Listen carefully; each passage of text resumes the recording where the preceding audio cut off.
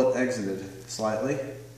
But even so, if you're talking about tissue, you're talking about gel blocks. You're not talking about anything that is in relation to human tissue or animal tissue, because there's no bones, there's no ligaments, there's no organs of different densities. So you've got a inferior way of testing the medium compared to animals or people. This bullet, I just got back from a trip where I killed 2 elk with it. I shot a cow that took 0 steps, and I shot a bull that took 10 yards. That's proof that this bullet can do things in a big game environment.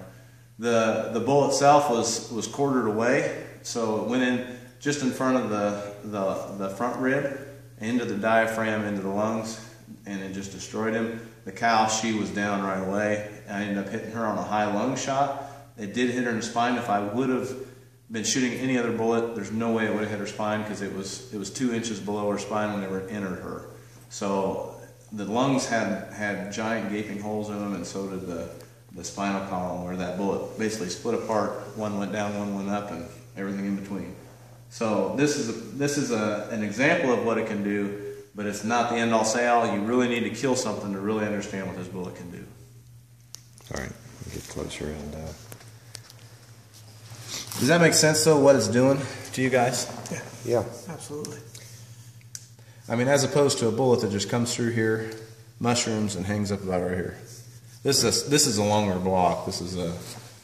Yeah, because of the angle it was shot, it also came out. Yeah, that's going to give... I mean, if you straighten it out, it's going to be about 12 to 13 inches, I suppose. Right.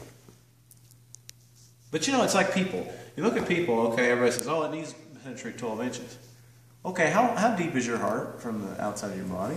Not 12 inches. It's not 12 inches. I mean, so my opinion is this: if you have a bullet that goes 8 to 10 inches, you've got a killing bullet.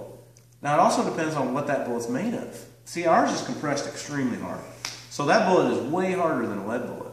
So the bullet will penetrate deeper.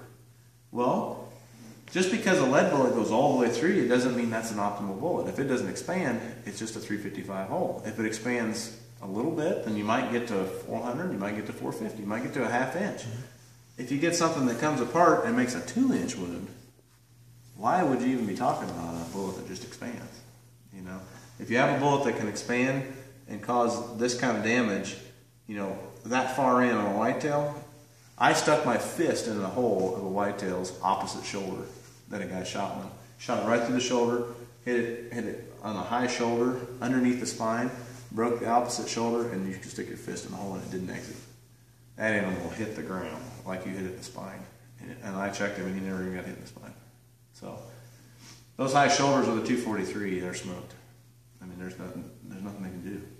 No, I've always thought with a 243, you do that, you're never going to find that animal. No, I mean, you know, I've made shots. I've made some poor shots with it so far. I shot an antelope. I hit an antelope high lung, same thing. And that bullet came apart. One went down, one went high, and just smoked him.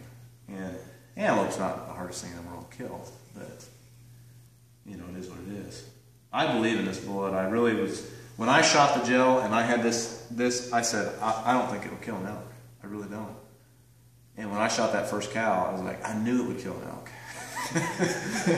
But, you know, that just proves to you that gel is not the perfect medium for, okay, am I going to take this bullet out hunting? You can compare it to another bullet and say, I'd rather use this one than that one. Sure. But there's no way that you can look at gelatin as the end-all say-all. That's why I say that guy that I was talking to was a fool. Mm-hmm. You've got to kill in order to know whether your bullets are going to work or not. Bullets are made for killing, period. And if you don't kill something with it, how do you know? You don't.